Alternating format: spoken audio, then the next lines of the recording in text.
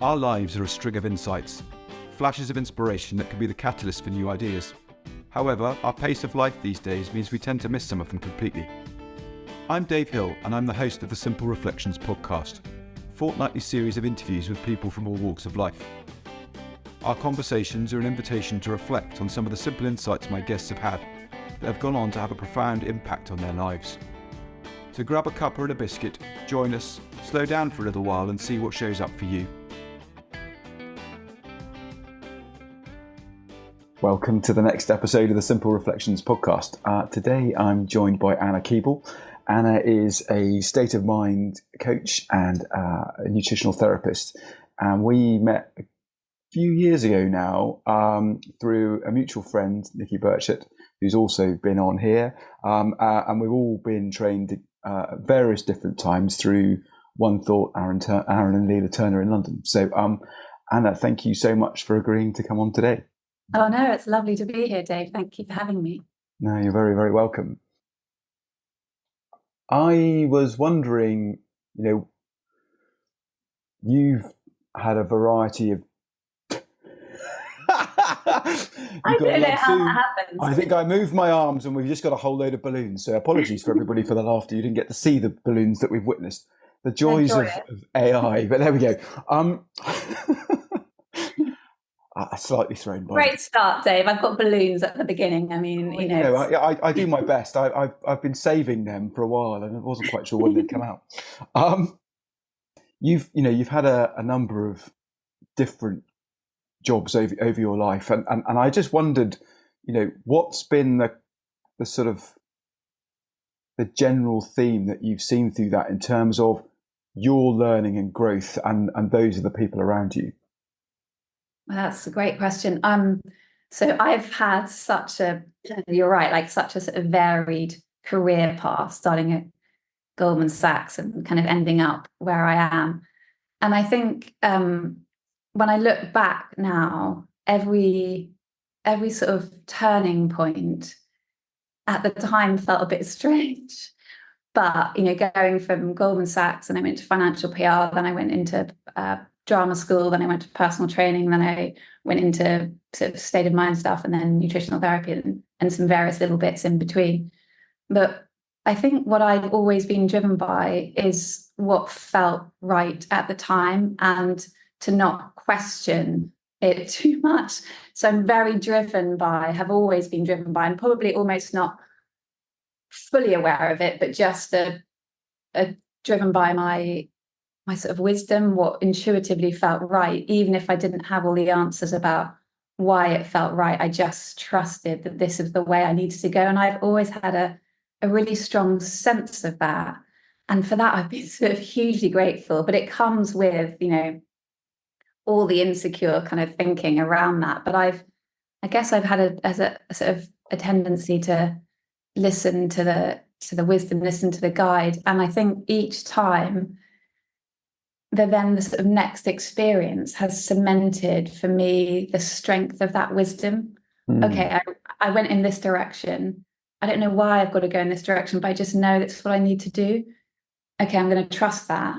And then the next step, I look back and go, oh yeah, that's why I had to do it. Okay, actually so over time for me, that I guess I've sort of road tested my wisdom a million times, and it's become, for me, it's now everything. I trust it implicitly, and it's something that when I'm walking with my clients, and I sort of describe it as walking because I kind of want them to feel like I'm walking alongside them, they go on a sort of similar journey of exploration of learning to trust their own wisdom, becoming more and more familiar with what that sort of feels like or sounds like, and have this sense of trusting the process, that we don't need to control everything. And I think I see that a lot with my clients. There's a sort of need to control, and when they sort of step back and just start to see, with the joys of hindsight, they look back and see how life has unfolded, and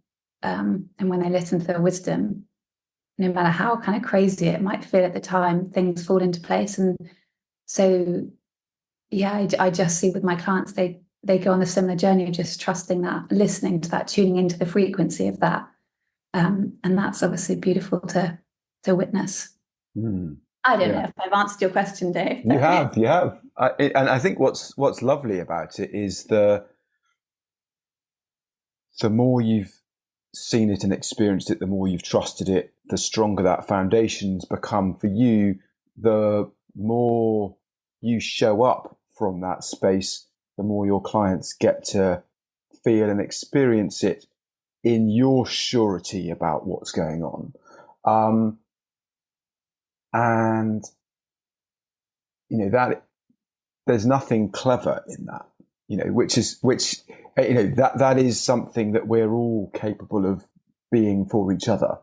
And it's, what's so fascinating in terms of the potentially completely entrenched positions people have in their lives of, well, this is right and this is wrong, and I can't see a way through it, feeling the need to control stuff, but sort of knowing something doesn't quite fit together, and reaching out and having a conversation with someone that's not related to it directly, that can bring a completely different perspective and allow them to not necessarily relinquish control, but sort of loosen their grip on the reins in a way. It's something that I've been seeing more of myself recently. I was talking to someone on Monday, I think it was, and they were wrestling with a sort of relationship type question and sort of an attachment, sort of friction around attachment. And I said, that's interesting, isn't it? It's a little bit like the need for control in a sense, in terms of when we're feeling insecure about something, we want to hang on to it tightly, or we resent the tight grip that someone else may be, we might be feeling that they're exerting in the relationship, when all of that is just insecurity. And when he saw that, I went, oh, yeah, no, that's fair. So isn't that interesting? Because some of the strongest relationships we have tend to have none of that attachment, none of that control, and still they are the strongest things that we know of. And it's a complete, there's no logic between those two things. We think of, if you've got strong control over something, it's a surety. Whereas actually, if you're free and open with it, it tends to be a stronger bond. And it's an amazing thing to explore and keep seeing, I think.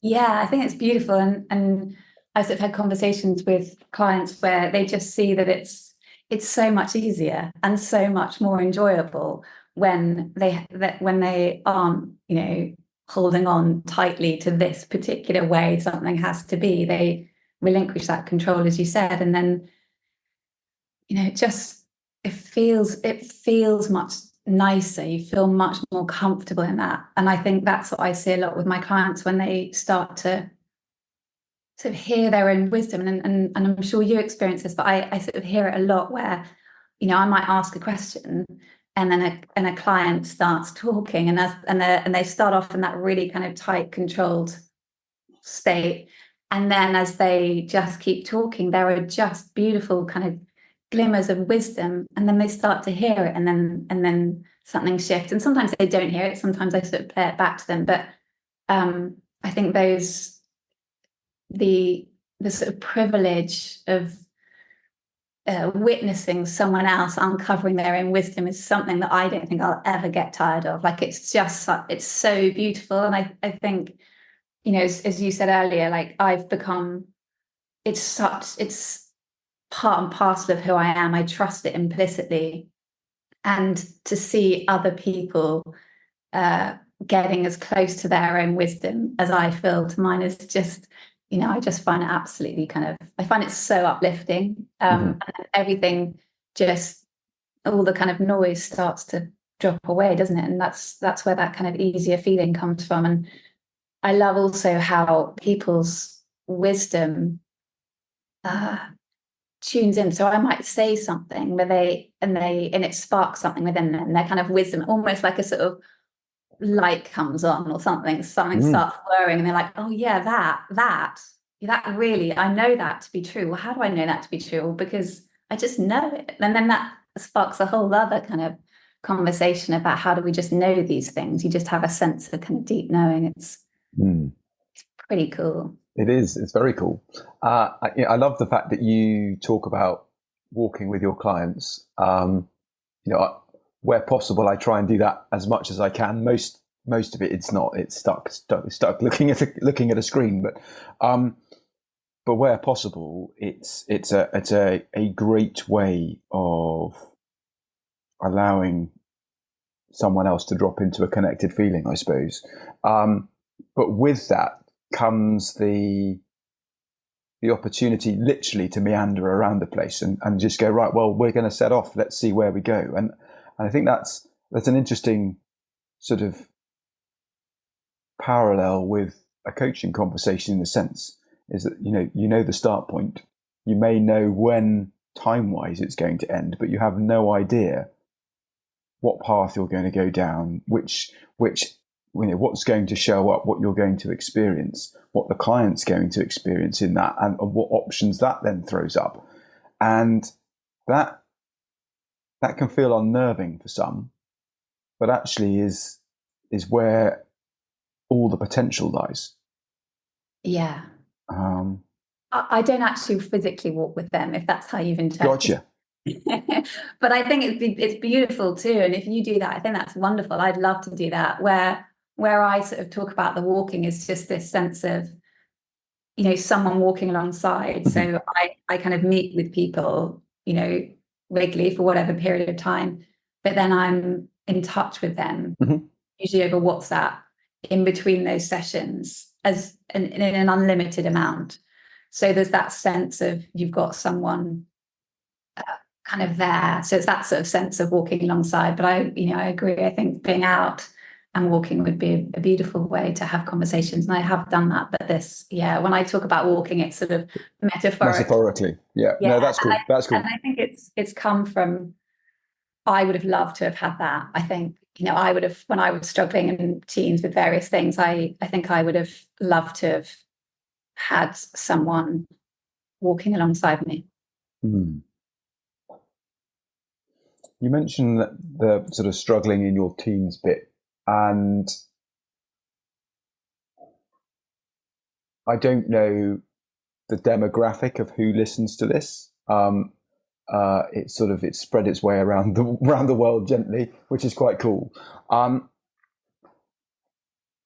what I have witnessed in teens is that the things that they're struggling with feel all-consuming, feel like they're never going to end. And I just wondered, given that you sort of walk that path yourself, whether there's anything you can share in terms of there is light at the end of the tunnel, and maybe that tunnel isn't as long as you imagine it to be at the moment. I don't know if there's anything you could share on that. Well, I think you said it. I think there's, the fact that you just said that there's light at the end of the tunnel. I mean, I think that's crucial. I think you're absolutely right. And certainly when I'd say I was in a pretty dark place, I didn't know that. So I think just to know that can be hugely helpful. But your experience, you've got at that age, you've got sort of no big life experience. You're experiencing these things for the first time. So it's very difficult to have some perspective. Mm-hmm. I think for me, aside from knowing that there was going to be an end, I believed everything that was in my head. And I basically really struggled with an eating disorder, and I had a whole heap of very, very unhealthy thinking that I believed. And because of the thinking, because of the story that I was living in, my actions made sense. Mm-hmm. It made sense to me for there to be as little of me as possible. That made sense to me because of the story that I was living in. But at no point did I know that it was just a story. Mm. No point did I know it wasn't me. And at that time, and hopefully it's different now with eating disorders, and I think in some places it is different. People are saying something different. But at the time, I was being told, well, once you've got this, it's with you for life. And I mean, I'm living proof that that isn't the case. Mm-hmm. So, yeah, I think for me, absolutely knowing that there's light at the end of the tunnel, but more than that, to deeply understand where your experience is coming from, what's going on, what's the kind of the story that you're living in, and more beyond that, who you really are. Like, and this is something that comes up, some of my conversations with my clients get very deep, in a wonderfully kind of spiritual way. And people kind of go on a real journey of exploration of who we really are. And when you start to have a much deeper sense of that, I don't know, it's easy. I think it becomes easier to see the noise, see the story, see the bubble, see the distraction, and easier to see the beauty of you as a unique human being who's here at this moment in time. Your unique set of gifts and opportunities that lie ahead, and how do you want to spend your time? I spent a lot of years unhappy. I didn't need to do that, but I didn't know at the time any other way. And it's going to sound bizarre for some potentially, but given that was your level of understanding at the time, you were doing the best you could to navigate that. Absolutely, it all made sense to me. Mm-hmm. And that's where I think people struggle at times, is they can see the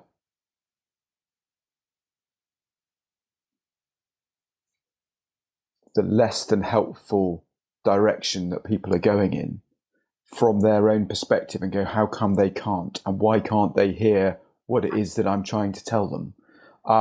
It's a misalignment of understanding. And if we can, one of the most important things that I believe that I can do in a coaching conversation is trying to calibrate myself for where that other person is, because it's only when I understand that and they know that I understand that actually that we've got a point to step off from. Until we've got that, actually we're sort of slightly floundering in the dark, which is fine. That's part of the journey in a way, but as soon as it clicks, like, oh, okay, right, you now get me. Yeah, and that's, when you're struggling, when you're in that dark place, that's what you want. You want someone to not try and just jump to the solution. In my case, just eat. I mean, it's not that difficult. I would hear people say, just eat. Ideally at some point I was going to do that, but before that, I needed someone to just really understand what was where I was, what was going on in my mind, where I was, what I was living in. And I think that's in those situations you can feel incredibly alone. And so I think, as you were just describing, when you have someone walking alongside you and they meet you where you're at and they fully understand what you're experiencing, it's a huge relief. And I've heard clients say that to me, like, there's the relief of being with someone or able to talk to someone who's not there to judge, who's just there to listen and understand and be there is, I think that can be incredibly powerful in that healing journey. Yeah, no, absolutely. Who do you find yourself working with most these days? Is there a typical Anna Keeble client? Well, this is something I've actually been internally struggling with, because when people talk about building a business, they say you need to have a niche. It's really good to have a niche, and then you can kind of direct all your sort of marketing and social media stuff and communicate to those people. And I'm at the moment experiencing a huge resistance to that, because, well, I haven't fully understood what the resistance is, but it's something along the lines of, I want to share what feels right to share, sort of led by my wisdom, and it will land with whoever needs to hear it at that point in time. And, I feel something is sitting uncomfortably with me about just focusing on this demographic, because, what if there's someone over there Joan, who really need, I'm the right person for her, and I'm not, she's not going to hear me because I'm just sort of targeted over there. So that I'm not answering your question, but so that's just an internal battle that's going on for me at the moment. But and there isn't. So I've had, I've had 8 years old and I've had 80. Recently finished walking with a lady who was 80. So and an array in between. But having said all that, I definitely have a soft spot for teens and early 20s. And I do seem to have a lot of that kind of demographic coming my way. And I definitely have a soft spot for that group. And I think I think probably partly because of what I have experienced in those times. And I also think I wish I'd known these things when I was in my teens to carry through life, because what we're talking about, what we share with our clients, isn't just to solve whatever reason they've kind of come to you for. It's, helping them navigate through the rest of their life. It's going to be with them for the rest of their life. And so there's something I think hugely special about sharing that to people in their kind of teens and kind of getting in early, and especially when there are so many challenges for young people, just so many distractions, so much noise. And I think it was the same in our day. I think it's worse now with the sort of rise of social media. And so that's, it's a very long-winded answer, Dave, but I keep it broad, but I've got a soft spot. That's cool. No, I love that. I love that. I think, having a niche sounds quite a hard clinical thing, but having a soft spot doesn't. Yes, I know, exactly. So you stick with your soft spot, and everybody else can benefit from it. Yeah, that sounds good. Yeah, definitely. Oh, what would you say you're most interested in exploring at the moment? Your working world has just changed again recently, and I just wondered what you're stepping out of one world back into working for yourself full time. What you're most excited about as you step into that? The unknown. I'm always excited about the unknown. I'm always excited about, how is this going to unfold? Like we were talking about earlier, I always sort of see that kind of way leads onto way. And so for me, I'm excited about the unknown, but I've been doing some studying in the background, and that's around. So obviously I'm sort of trained in nutritional therapy, but I've done some more learning around nutrigenomics. And so that is the relationship between our genes, specific systems in the body, and how we can kind of support them through nutrition. And there was a sort of question that was sparked for me. So with the coaching, which is absolutely my kind of focus, the state of mind coaching, working with an array, but having a soft spot, I would hear from clients, how we talk about, Dave, that our experiences coming through our thinking, and we're feeling what we're thinking. We get people kind of curious about that and seeing that. But for me, there was a bit of a kind of niggling question mark about, well, what about, do we have some sort of default programming that will be influencing that goes beyond the thinking? And I just got curious about it. So anyway, so this is how I sort of started. I dived into it, as is my way. I kind of want to learn about it. So did some studying around the nutrigenomics. And I guess what I'm excited about now moving forward is pairing the state of mind coaching that I do, and where relevant, weaving in some of the nutrigenomics. And by that, I mean doing some genetic testing to see, for example, what your sort of default programming is for your nervous system. So serotonin, dopamine, adrenaline, noradrenaline, all these things are going to influence how we feel as a sort of default programming. And, we can get comfortable with feeling uncomfortable, and we can talk about all the kind of state of mind elements, but there can be an underlying, some underlying noise that's going on.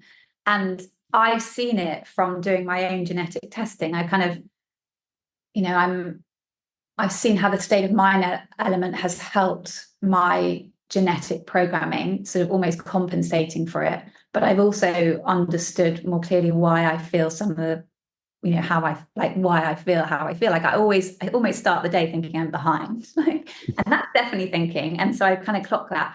But there's an underlying energy, and I also find it very difficult to switch off. Obviously, there's a state of mind element to that, but there's an underlying energy. And I can see that in my genetic report. So I think what I'm excited about is bringing the two together where it's relevant for individuals. So I almost have now two levers to pull. And I think with the nutrition side, we all largely, a lot of us sort of know what we need to do. And I'm kind of not as interested in the kind of surface level nutrition and lifestyle stuff. I'm interested in diving into the genetics and that running alongside the state of mind coaching that I do. And as I said, like just pulling whichever lever feels more relevant to the individual, and that might change. So, and I'm excited about where that can go. And obviously sort of working with individuals, but I also have a background of working with corporates, and there's some projects I'm working on for corporates too. So yeah, you caught me in a place where I'm sort of starting the next chapter, and I love new chapters. So I'm excited about what's, letting go of the stuff that I didn't want to be doing anymore and starting the stuff that I do want to be doing or spending my time doing. And I'm always being very conscious, again, this is just thought, but being very conscious of time and how am I spending my time on this planet. Or like that's always on my mind. Am I doing what I'm meant to be doing? And that's a feeling. And I feel I'm now doing what I'm meant to be doing, and it feels wonderful. That's really cool. That's really cool. And it's, I think there's a real harmony between those two elements of what you're doing, because at the end of the day, we are one thing. We're a being that has genes that are doing things. There's a genetic stuff going on. There's the food that we're shoveling in. There's the contents that we are consuming, and then there's the way that we're navigating all of that. And when we don't understand what's going on for ourselves, it can be a little bit scary when we think we've got stuff lined up. We think we have a handle on things, and then something doesn't quite go the way we expect them to. Normally, through a lack of knowledge and understanding. And the more we understand about ourselves, the easier our ability to navigate through the world and, be doing the things that we're meant to be doing on this planet. Yeah, so absolutely. I think that's really cool. Yeah, it's really cool. And I think I think sometimes there's a danger we can get overwhelmed by almost too much information. So, and there's a lot of kind of genetic testing that you can do, but what I do is just sort of get an understanding from the client. What are they experiencing? What's their history? What do they want? What's sort of troubling them? And then we know which areas of which systems in the body we might want to kind of do some genetic testing around. So it becomes, otherwise you can just, I know people have done, the big genetic reports, and it's just, well, what do you do with all that information? So I help my clients kind of interpret it and then some sort of practical things. But it's fascinating, and it's just so cool. And as you say, there's the human part, and there's some default programming for that, and then there's the being, and there's like the wonderful like default programming for that, like what we have access to, who we really are. So if for me it's being, as you say, like bringing both elements together to carry through or enable us to do what we are here to do. Yeah, no, that's really cool. And thank you. This has been really, really fun. I wondered if there's anything particular that you wanted to share with people before we wrap up, that that you're up to, or that you'd like to let them know about. One thing to share. This is not what I'm up to, but one thing to share is I I keep hearing this, and I've become sort of fascinated by it or really intrigued by it. Is just, and I'm sure you've heard this too, is this the idea of kind of radiating light. People keep saying it to me. There's either they're experiencing it or they experience it in our conversations, or people say to them they're starting to kind of, I don't know, there's this lightness, but also shining light, radiating light. And I guess I'm just mentioning it because I think there's something sort of very special about looking for the light, feeling it and looking for it. And when we spend time in our kind of natural state and are tuned into our wisdom, I just feel that light radiates out of people. And I don't know their words. And I don't, what is it? What is it that people experience in others and in themselves when that's described by the radiating light? So I'm just chucking that question out, but it's something that I'm sort of, I feel very close to and very intrigued by at the moment, and I keep hearing it. So that's something that I am probably going to, I don't know, explore more in whatever way unfolds. But yeah, in terms of sort of what I've got going on, as I mentioned, I've sort of let go of some other things that I've been doing and now focused on my coaching, so the state of mind stuff and the nutrigenomics. And that's my kind of main focus, and having my soft spot, but being open to all. And then I'm got some, I won't go into detail here, but just some corporate stuff, projects I'm working on. But it's using both of these levers. Oh, that's cool. But and I love the radiating light thing. It's something that I haven't really thought of it in those terms before, but I've certainly heard it mentioned. It's the thing that I'm most alive to when I'm speaking to people, and for me, it's sort of the moment of insight. It's the point at which someone sees something fresh and their whole being changes. I've sat with someone for a weekend on a course, and they were